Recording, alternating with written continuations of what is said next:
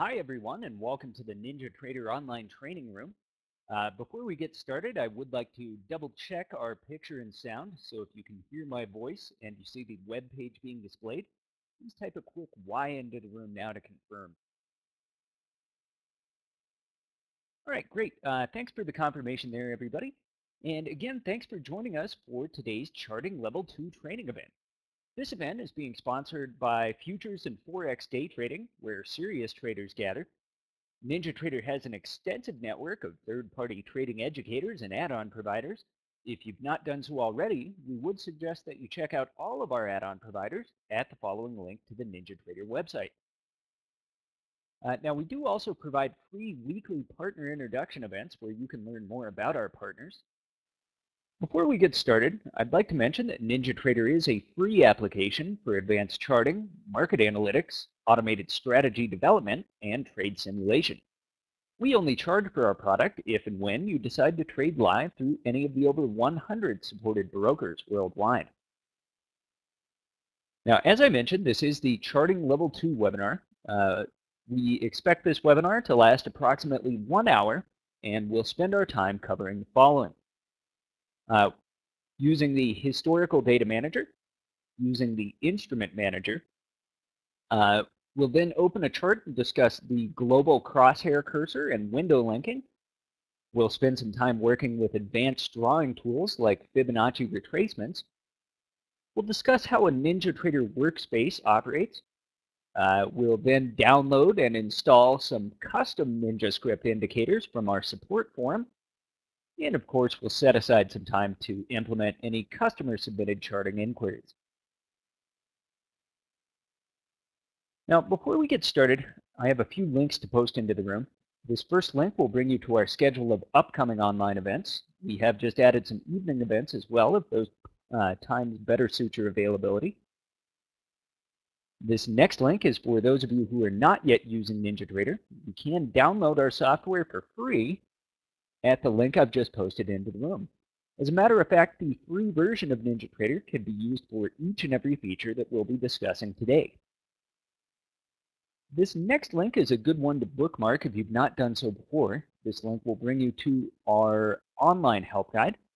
It's exactly the same help guide that you'd find within our software by pressing the F1 key on your keyboard. This just happens to be the online version of that content. This next link will bring you to a sub-page of the help guide. This link will take you to our video library. There are a number of useful video tutorials therein, including a few on charting. Just one more link to post into the room, and then we'll get started today. This final link will bring you to a page that describes the risks of electronic trading. Now, with those links posted into the room, I'm going to go ahead and close the web page. And you'll see the NinjaTrader Control Center appear on your screen. Now, the first thing we'll be doing today is connecting to a data provider. And I'll be using NinjaTrader's preferred data provider, Kinetic. Kinetic offers data plans that start at about $50 monthly, and they do offer a good deal of data. For example, 120 days worth of tick data are fully available from that feed. Now, to start, let's go ahead and get connected. So from my control center, I'll begin by clicking File. I'll then select Connect. And finally, I'll select my Kinetic connection from that Connect menu. Once I hear the chimes and see the connected box turn green in the lower left corner of the control center, I'll know at that point that I am connected. And once I am connected, I should start to see data in the Orders tab of the control center as we are here. Now that we're connected, let's go ahead and start with our first topic of the day, which is not actually inside the chart. This is a device that the chart relies on. It's a historical data manager. And it's in this window that we would import, export, edit, or download any new historical data. We'll open the historical data manager from the control center window, clicking Tools, and then selecting Historical Data Manager. Here we have the manager, and it's broken down into a few different functional tabs. We'll go ahead and start with the import function. Now, when importing data into NinjaTrader, there are just a few options that we would need to configure. The most important thing when importing data is that the data set you're importing matches one of NinjaTrader's supported data formats. To take a look at one of those formats, I'm going to select my Historical Data Manager window, and I'll then click the F1 key on my keyboard to open the NinjaTrader Help Guide. Now, in the Help Guide under the Importing section, there is a subsection titled Understanding Import File and Data Formats. You will find the format for each different interval of data as well as the name of the file listed here. I'm not going to go through each of these, but know that this page is available and that the data that you will import will need to match one of these formats. Returning to the Historical Data Manager itself, let's take a look at what options we need to configure to import a file.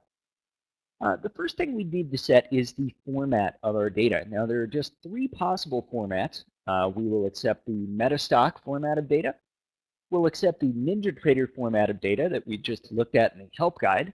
And two modes there. You can either have that data where the timestamps indicate the end of a bar, or where the timestamps indicate the start of a bar. Now, once you've selected the format of data, you next need to select the type of data that you intend to import. Again, three possible options here: last price data, ask price data, or bid price data. One other critical setting in this tab is the time zone of imported data. Now, NinjaTrader will display the data in your charts based on your local PC's time. So if the data set varies from that time, you will need to absolutely select the time zone of the data from this drop-down menu. Just two other items I'd like to mention in this tab: the generate minutes from imported tick data and generate day bars from imported tick or minute data.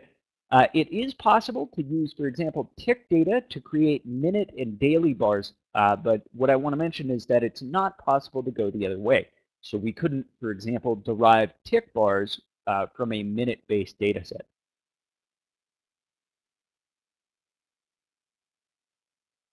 All right, TJ has a question.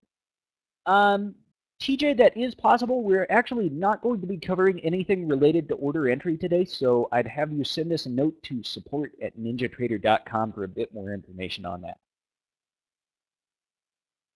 All right, so let's next take a look at the Export tab of this Historical Data Manager. Now, just as you'd expect, we'll use this tab to export data into a text file.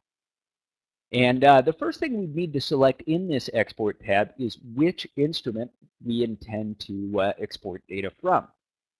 For sake of example, let's go ahead and select Apple from this list. So I've just selected Apple with a left click. Now going to expand the available options by pressing this plus button to the left of that symbol.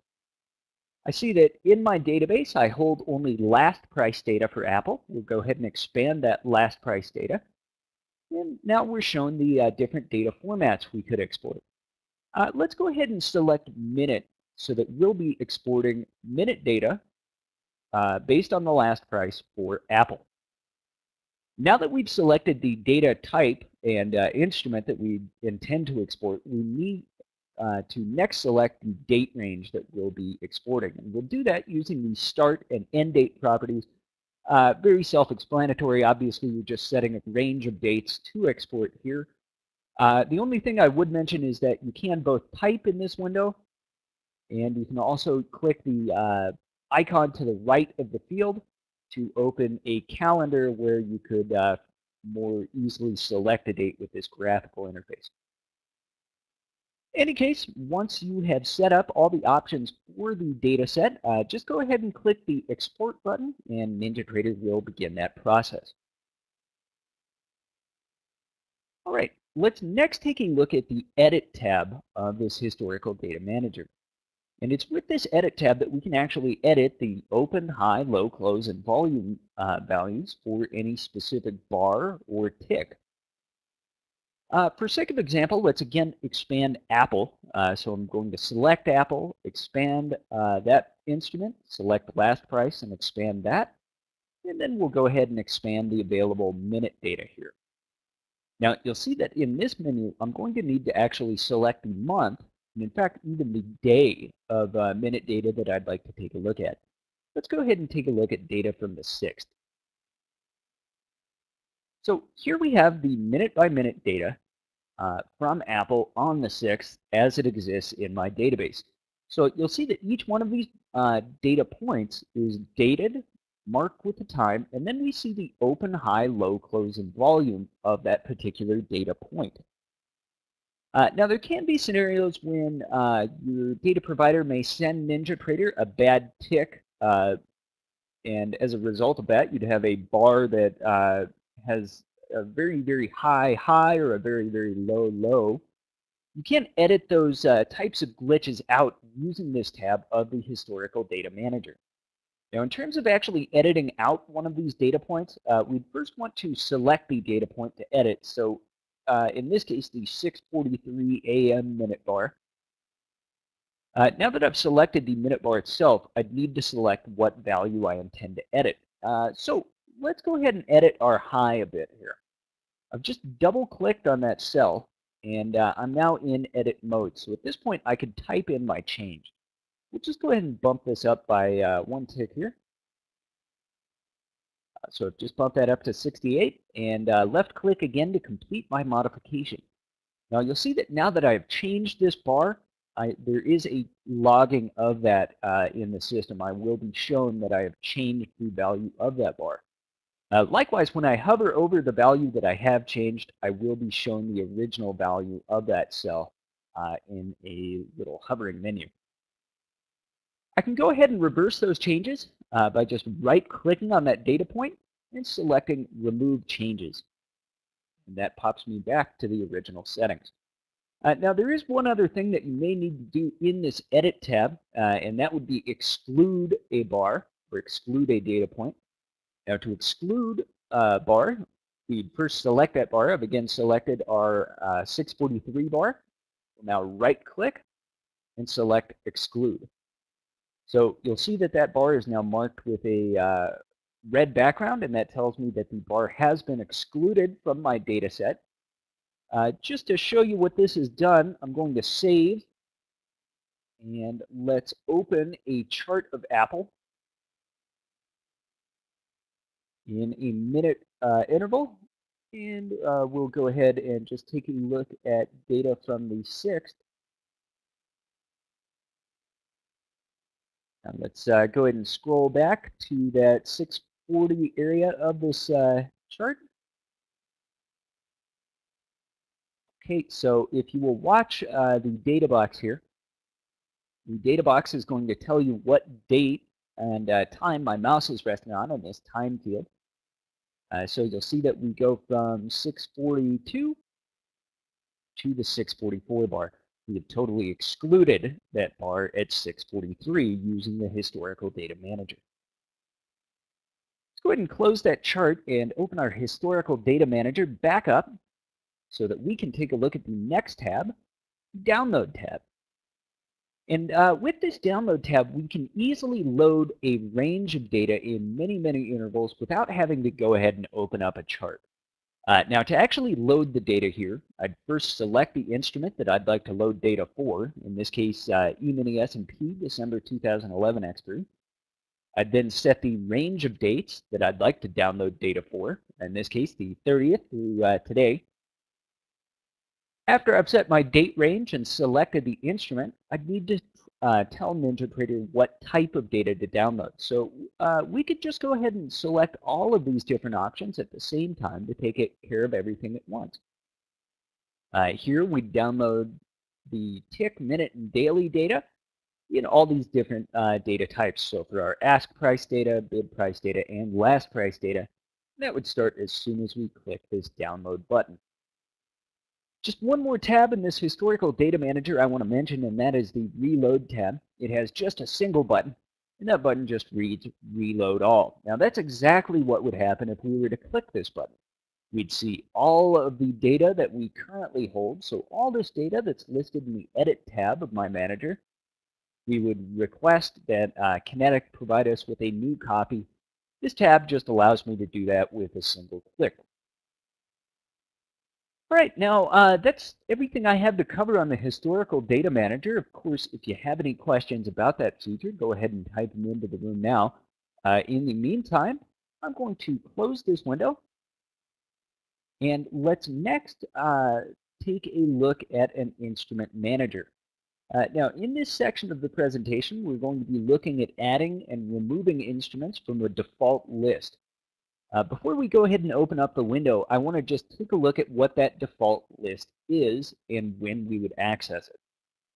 Now, in my Data Series menu, you'll see that the standard selections here are listed under default. So default is, at least when you install NinjaTrader for the first time, a list of the most commonly used futures instruments. Now, this default list is something that we'd also use within an existing chart when changing instruments via the toolbar. We'd find only the instruments listed on that default list here. So we'll start off by taking a look at how to add instruments to that list. Before we do, I see that David has a question for us. David's asking, is the downloaded history data available for replay? David, that's a great question. I'm glad you asked, as a matter of fact.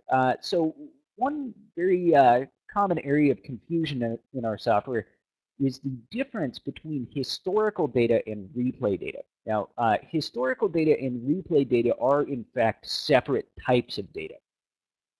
The replay data you can think of more as a recording, as a DVD, for example. Whereas with the historical data, what it actually consists of is just what you see in the data manager, basically just a spreadsheet that holds individual data points. Now, you can't replay from this type of data set. To replay data, you'd actually have to download a market replay data file, and you do that through the File, Utilities, Download Replay Data option.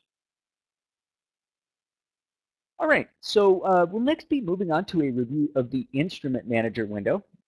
To access that Instrument Manager window, I'm again going to click Tools, but this time I'll select the option at the top of that drop-down menu, Instrument Manager.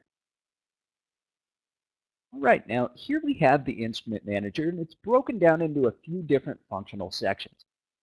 First off, the list on the left side of this window is an instrument list. So for example, here we're looking at the default instrument list.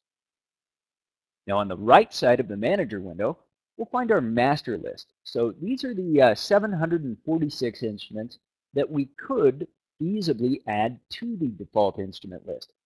So these are all the instruments that we could access. And these are the instruments that we choose to access either in that data series window, in a Superdome, or in the drop-down window in the chart that we had just shown. We can add and remove instruments to this default list, and to do so, we'd use the following procedure. First, we'd need to select an instrument to add to our list. Now, in this case, I'm just going to scroll down and select Apple from my list of master instruments. And now that I've selected Apple, I'm going to press the button that my mouse rests on. It's the one that has a little arrow that faces towards that default instrument list. By clicking that button, I've added Apple to my default instrument list.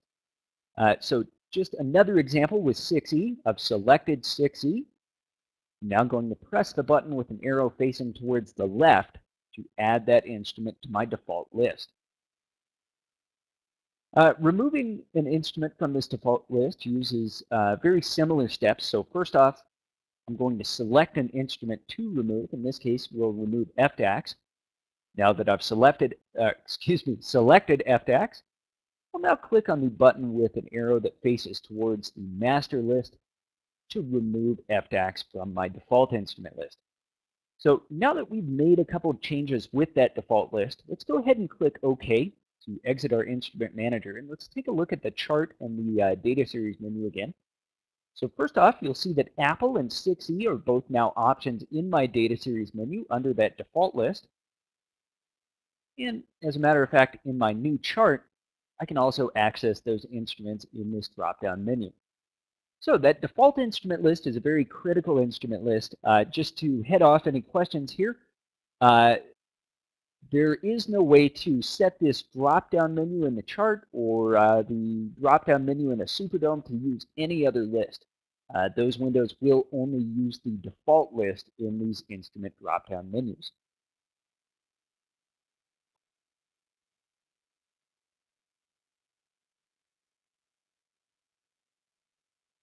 All right. So back at our instrument manager window here, I saw a question just popped up. Rupert's asking, what is the difference of remove and delete? Ooh, that's a great question, actually, Rupert. Which window are you referring to? We've taken a look at a couple of these here. Generally, they're going to be the same. They're going to serve the same function, though you may see it phrased differently depending on which window you're in. The one I'm on. So there is no remove option here. The only options are delete. So we could delete the instrument list, we could delete an instrument, or we can just slide the instrument from the default list to the master list. So this doesn't remove the instrument completely. For example, we removed FDAX from our instrument list, but it's still an instrument that's available to me. I didn't delete it from NinjaTrader completely. Tiger, yes, you definitely can add new instrument lists by pressing the new button that my mouse is resting on. We then just give this list a name and click OK. But again, you can't add any of those new lists to the charts drop-down menu. I just wanted to make sure we're in full understanding here. All right, so before we exit this instrument manager window, there's just one other procedure I'd like to take a look at here, and that is adding a new instrument. Now, to add a new instrument to NinjaTrader, you begin by pressing the new button that we see here under the master list. And that's going to open up an instrument editor that will be blank. There are a few settings here that will be absolutely critical. Number one is the exchange of the instrument that you're looking to add. And the best way to find the correct exchange setting is to just contact your broker and ask them which exchange they use for a symbol. Now, the other critical setting here we'll find under the Miscellaneous tab of the Control Center and Symbol Mapping. And this is the symbol that a data provider is actually expecting to use for an instrument. So for sake of example, let's take a look at an existing instrument like, oh, how about 6E here? So with 6E, or excuse, let's take a step back here. NinjaTrader does allow you to connect to multiple data providers, and it's very common that different data providers would require different settings for the same instrument. Now, the way we handle this is to create a master instrument that can hold the settings for each different data provider. In this case, our master instrument is 6E, and it holds settings for each of our supported data providers in this symbol map setting. So, like I said, different data providers will typically use different symbols. For example, where eSignal uses the symbol 6E for the EuroFX instrument, CQG uses the symbol EU6. So this is where you would actually map an instrument to your broker's data feed. Again, the best way to find out what value to use here is just to contact your broker, and while you're verifying exchange, just verify the symbol that they use for an instrument. There are a few other settings here. Generally, these are not as important as exchange and symbol mapping, but a couple of other things to keep in mind here. Number one, your currency setting will need to be correct. So for example, this EuroFX instrument is a future that's quoted in US dollars. If I were to change that to Hong Kong dollars, this instrument would simply not receive data. Now, another one to consider is the tick size. This is going to affect the formatting of the actual price data. Again, this is a good thing to verify with your broker, the size of a tick with the instrument you're looking to add. All this said, the The actual configuration of each individual instrument will likely vary somewhat from provider to provider and even from instrument to instrument. So if you're ever looking to set up a new instrument through NinjaTrader, the absolute best thing you can do is contact us with a note to support@ninjatrader.com. Just let us know what instrument you're trying to configure and which data provider you use. We'll be able to do some testing on our end to find the correct settings and provide you with images of the settings you'd want to use. Right, I'm going to go ahead and close our instrument manager. And we're finally at the point in today's presentation where we will get to open up our first chart of the day. I'm going to just chart the E-mini S&P in a 1-minute interval here. And let's go ahead and just drag this chart onto the screen. So here we have our E-mini S&P 1-minute chart. Now this next section of our presentation will be looking at two functions we can use to link charts, the global crosshair and the linking button. So we need to, because of that, go ahead and open a second chart. This one I'm again going to use the instrument ES, but we'll go ahead and set this to be a 15-minute bar. And let me just drag that chart into view as well. All right, so here we have our two charts.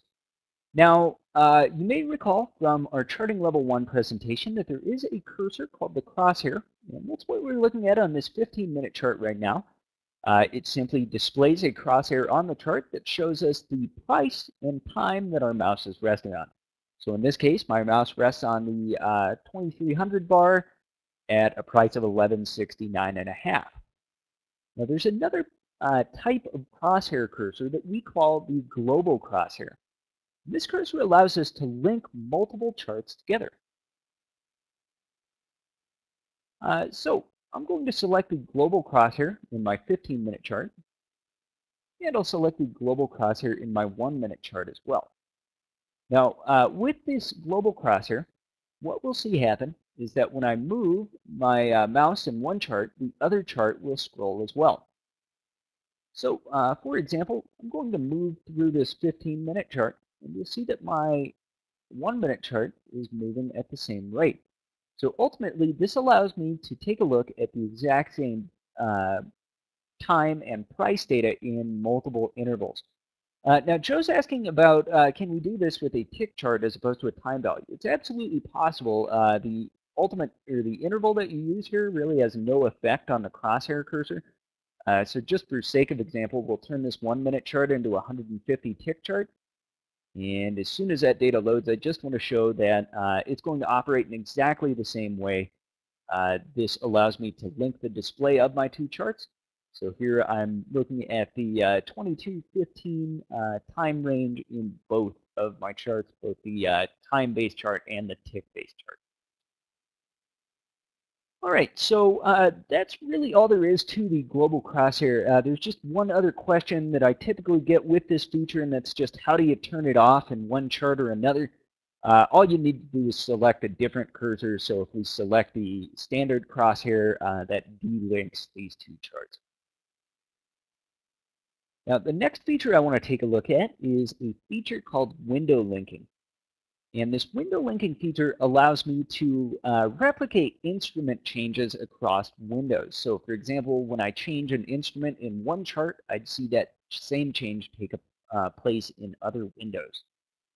The way I'd set this up is using the L button in the title bar of the window that my mouse is resting on now. Clicking this button will open a color selection window. Now the color we select here doesn't really matter. The only thing that is critical is that we select the same color in the windows we would like to link. So I selected purple in my first window. I'll need to select purple here as well. And now that I've set the L button in these two windows to the same color, two are linked. A change in one will cause the same change to occur in the other. For sake of example, I'm going to click on my toolbar menu, and we'll switch from the E-mini S&P to Apple.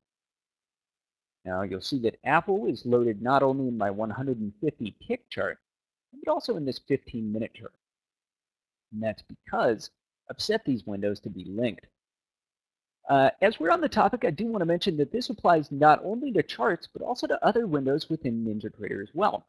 So for example, let's go ahead and bring up a Superdome here. We'll set these both to purple as well. Now, again, changes in one take place in the other. So I've just selected ES in the dome. We're loading data in the chart, and as soon as that data loads, it'll pop over to the E-mini S&P as well.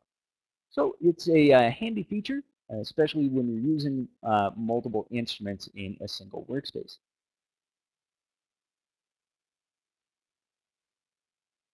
Tiger, why do I have so many colors? So these are just the default amount of colors that you would have. You should have access to each of these with just a standard NinjaTrader installation.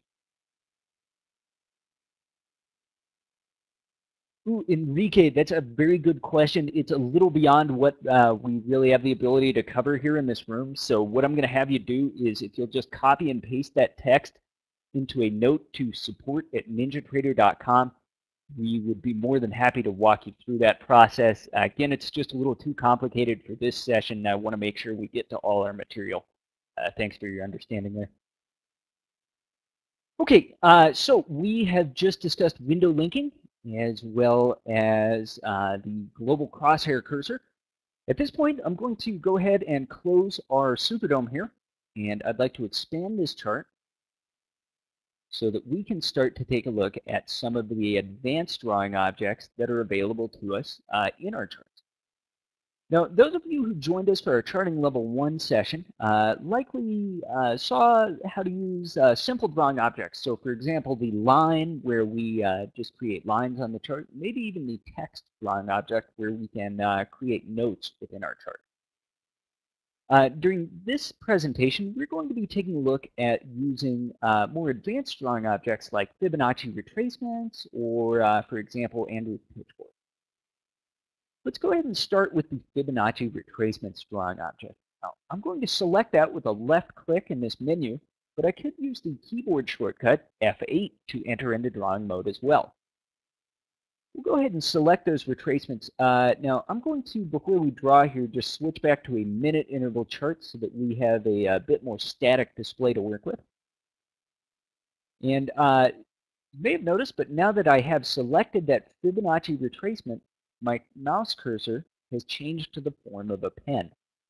And this indicates that I am in draw mode. So at this point, there are a few different ways that I could actually create that Fibonacci retracement. So first off, I could left click at the point where I'd like my retracement to begin, and then left click again where that retracement would end. Now there's another way that's a bit more automatic. So I'm going to select the retracement again. See that I'm in draw mode by the shape of the cursor. What I'm going to do this time is simply double click near a bar. You'll see that that has put my Fibonacci retracement into place automatically. Not only that, but it's also snapped these values to the exact high and low of the bars that I'm looking at here. So now that we've drawn our Fibonacci retracement, let's take a look at some of the ways we can change that drawing object. I'm going to begin here by double-clicking on the diagonal line that we find running through our drawing object. And that's going to have the effect of opening the Fibonacci retracement properties menu. So a few things I want to take a look at here to start with are the color, width, and dash style options. And these will affect the display of the plot. So for example, let's go ahead and change our 0% line to something like magenta. We'll increase the width by a few pixels. And we'll set the dash style to a dotted line. Now I'm going to press apply. You see that change take effect.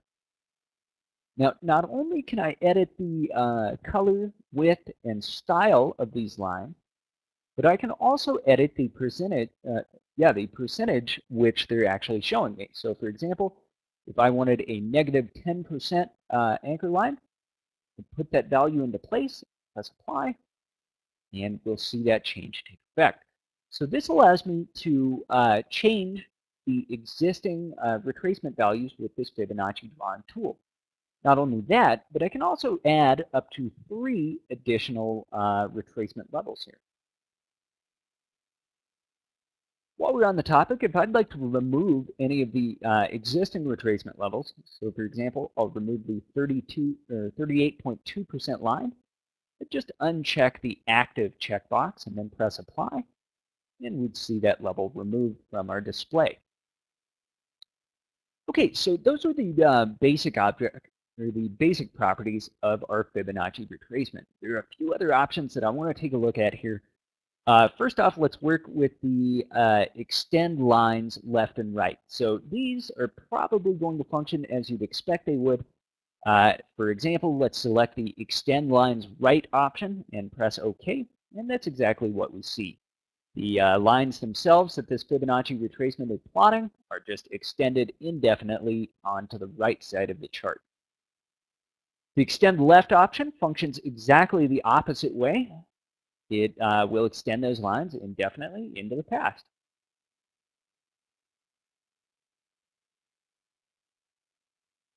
Go ahead and return to just our standard display setting, and I'll move this properties menu back over.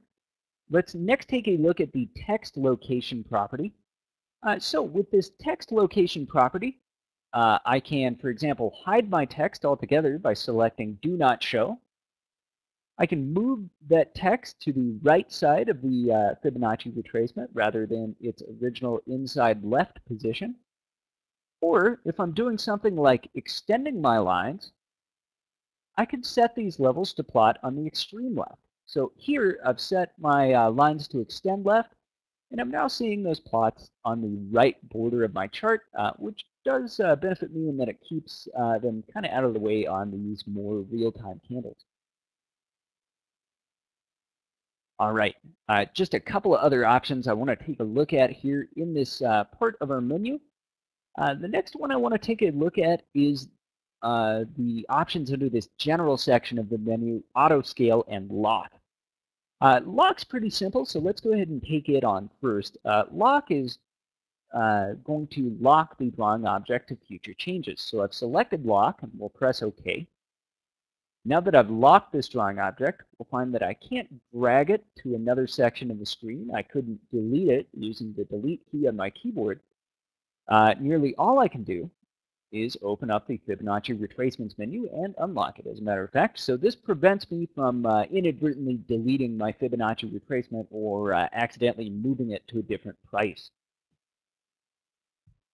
There's another property here titled Autoscale. Now, Autoscale is a property that tells NinjaTrader to rescale the chart so that the entire Fibonacci retracement plot can be displayed. For example, I'm going to extend our lines to the left here, and we'll leave that auto scale setting on. Now, as I scroll back, you'll see that at no point do we ever lose all the different retracement levels from this Fibonacci drawing object. The reason for that is that NinjaTrader is automatically rescaling itself. So, for example, here, a bit further back into the past, we're looking at price values from about 1144 to 1174 on our scale. Whereas if we snap back in, the chart will have scaled to a different level. We're now looking at prices from about 1144.5 to 1154. So again, this auto scale property ensures that my chart will always be scaled so that I can see every different percentage line in this Fibonacci retracement. All right, so we have made some changes to this Fibonacci retracement here. But as it stands, if we create a new Fibonacci retracement, that one will start with all the exact same settings that we began with. We can, however, save these settings and apply them to other Fibonacci retracements. Let's open our Properties menu again, and this time we'll go ahead and right-click in the body of that Properties menu and select Manage Templates. Now, the Manage Template screen will allow us to give this Fibonacci retracement template a name. The name that I'd like to give this one is Default, so we'll call it capital D E F A U L T. And with the capital D setting here, we've defined this as the new default for all future Fibonacci retracements. So let's click Save, then OK. delete that drawing object and create a new one. And you'll see that this new Fibonacci retracement uses the exact same properties that we had put into place. These are now the new default settings for our Fibonacci retracement.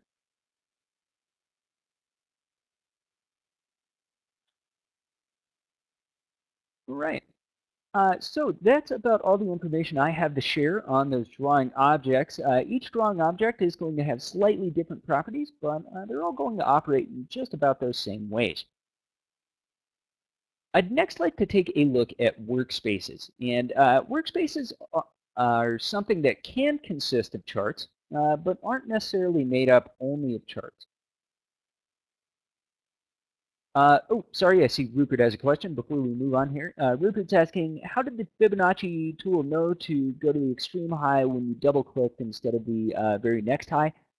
Ooh, Rupert, that's a really good question. It's internally programmed in the software. I don't really have a good enough understanding of it to be able to expand any more than that.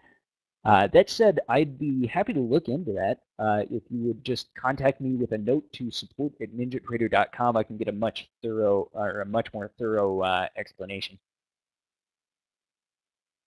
Okay, so we were about to take a look at workspaces, and I'd mentioned that workspaces can consist of charts, but don't necessarily consist only of charts.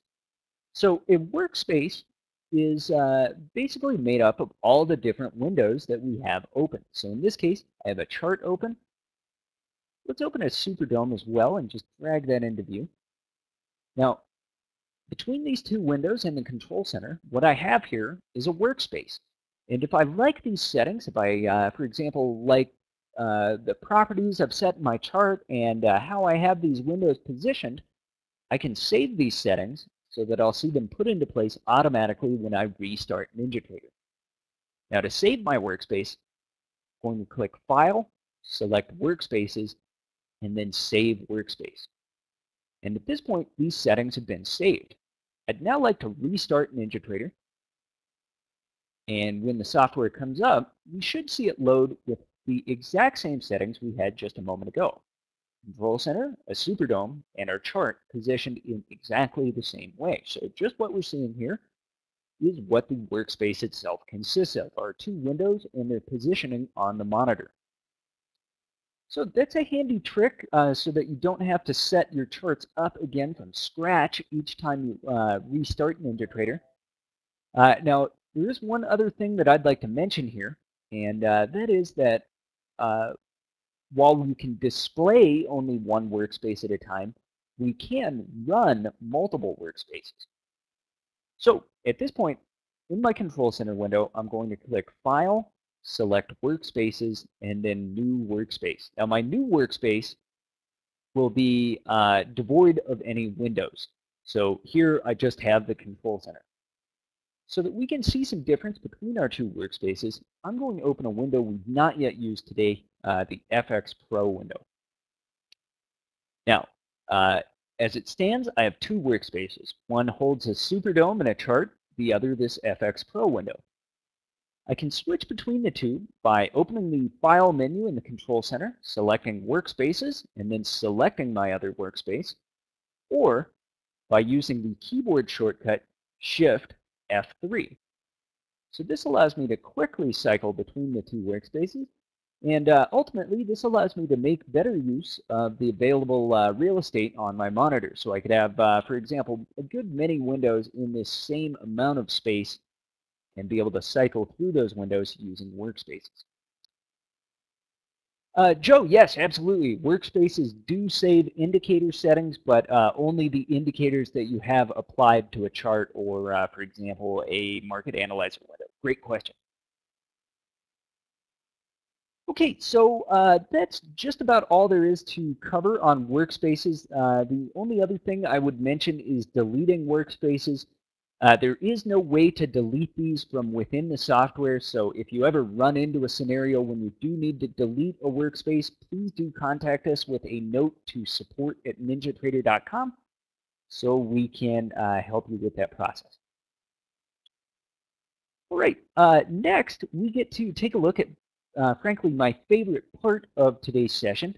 We'll next be taking a look at how to download and install custom NinjaScript indicators from our support forum. So I'm going to go ahead and drag my internet browser into the window here. And let's go ahead and open up the NinjaTrader support forum. And in the meantime, I'm going to get everybody a link to that forum here. Now, the forum itself is broken down into many different sections. For example, we have a charting section, a automated trading section, but near the bottom of the page, you'll find that we also have a NinjaScript file sharing section. Now, it's in this section of the forum that we allow, for example, some of our partners and even other users to share indicators or strategies which they've created. Let's go ahead and take a look at some of the available indicators that you could add on to NinjaTrader 7. So I've just collected the NinjaTrader 7 indicators section. I now need to accept the terms and conditions of the site. And I'm now brought to the section of our forum that holds all of these indicators. Now, there are 105 different indicators available here. TJ, I'm not going to download exponential Bollinger Bands just because I don't know where they are here. I will see if I can find them later on during a Q&A section, but the procedure here is going to be exactly the same, so it shouldn't really matter what indicator I use. In any case, once I find an indicator that I'd like to download, what I'm going to do is left-click on the image of that indicator, and that's going to start my download. So here, we'll go ahead and save my file, and now that my download has completed, I can import that file into NinjaTrader. Let me first off get everybody a link to the written instructions for importing NinjaScript items. Good one to have on hand. But now that I've got you the instructions, let's take a look at how we would import. So from this Control Center window, I'm going to click File, select Utilities, and then Import NinjaScript. This is going to open a window where I will select a file to import. So in my case, my file's saved to my desktop. I'll just go to the desktop and select Auto Trendline here. That's the indicator that I downloaded. We'll then select Open. Now, NinjaTrader is then going to go ahead and import that indicator, and as soon as it's done, we'll see a pop-up message informing us that that operation completed successfully. At this point, we can go ahead and add that indicator to our chart. So I'm now going to right-click in the chart and select Indicators. We will then scroll down until we find the indicator we'd imported, in this case, Auto Trendline, and just add it like any other indicator. And it's just that easy to get these custom indicators to plot on your charts. Okay, so we've got a little extra time here. TJ had asked about another indicator, exponential Bollinger Bands. Let's see if we can find it in this available list. Now, you don't need to have a account with our support forum to download any of these indicators, but you do actually need such an account if you intend on searching. So I'm just going to go ahead and log in here. And let's see if we can find those exponential Bollinger Bands here.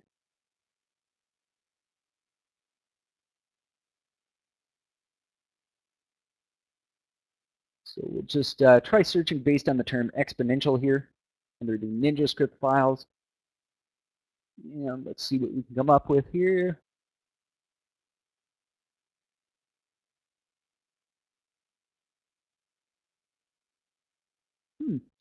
Well, dang, TJ, I was hoping that we'd be able to find those. I am just not seeing them here. Any case, the import process and actually selecting the file would use the same steps, so just refer to the link that I posted. I passed it, huh?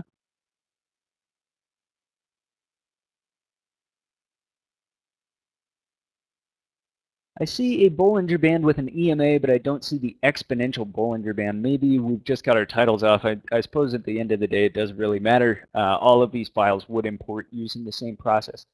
TJ, great question. No, it does not cost anything to create an account on our support forum. That's a totally free process.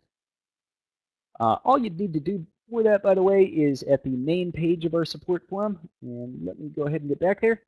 just go ahead and click this register button here.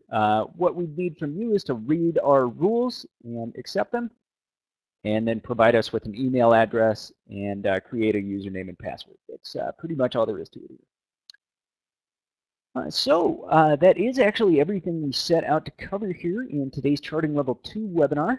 For those of you who need to be going, thanks much for your time and your attendance today. Real good to have you in the online training room here with us. For a complete listing of all of our upcoming online events, please check the link that I've just posted into the room.